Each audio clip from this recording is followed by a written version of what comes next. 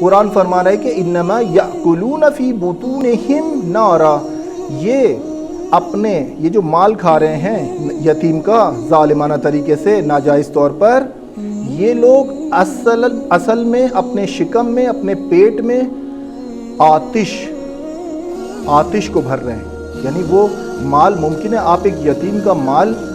غلط طریقے سے مصرف کریں، اس پر تصرف نہ رکھتے ہوئے اس سے آپ حلال جانور خریدیں، اس کو اللہ کا نام لے کے ذبح کریں، مگر چونکہ یہ مال یتیم کا تھا اور آپ پر اس کا تصرف نہیں تھا، تو اس لیے یہ مال بھی آپ کی جب شکم میں جائے گا تو خدا کہہ رہا ہے کہ آتش کی صورت میں جائے گا، نار کی صورت میں جائے گا، آگ کی صورت میں جائے گا۔ یہاں پر ایک مثال ہم لیتے ہیں، دیکھیے کربلا میں امام حسین علیہ السلام جب عمر ابن سعد کے لشکر کی طرف آئے اور عمر سعد کے لشکر نے امام حسین کو چاروں طرف سے گھیرا، تو امام حسین نے وہاں پر ان سے فرمایا کہ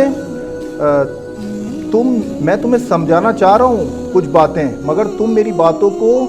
سمجھ نہیں پاؤ گے۔ اس کی وجہ کیا ہے؟ فقد ملئت بطونکم من الحرام، تمہارے پیٹ، تمہارے شکم جو ہے وہ حرام سے پر ہو گئے ہیں، بھر گئے ہیں۔ یہ چیز ہمیں بتا رہی ہے کہ حرام غذا کا استعمال انسان کی جسمانی اور روانی قوت پر بہت اثر انداز ہوتا ہے۔ یعنی وہ شخص جو حرام کھا رہا ہے کسی بھی حوالے سے، وہ بہت ساری چیزوں کو، حق و حقانیت کو سمجھنے سے قاصر ہے، نہیں سمجھ سکتا۔ یعنی امام حسین علیہ السلام جیسی ذات ان کے سامنے ہے، مگر چونکہ ان کے پیٹ حرام سے بھرے ہوئے ہیں، خود امام حسین علیہ السلام کی حدیث کی روشنی میں، ان کے کلام مقدس کی روشنی میں، کہ تم لوگ میری بات کو نہیں سمجھ پاؤ گے، یعنی تم لوگوں میں ادراک ہی ختم ہو گیا ہے کہ میں کون ہوں، تم لوگوں کو سمجھ ہی نہیں آ رہا کہ تم لوگ کس گناہ کے مرتکب ہو رہے ہو، کیونکہ یہ ادراک انسان کے ذہن میں، اس کے دماغ میں ہوتا ہے، اور اگر دماغی صحت بے جا نہ ہو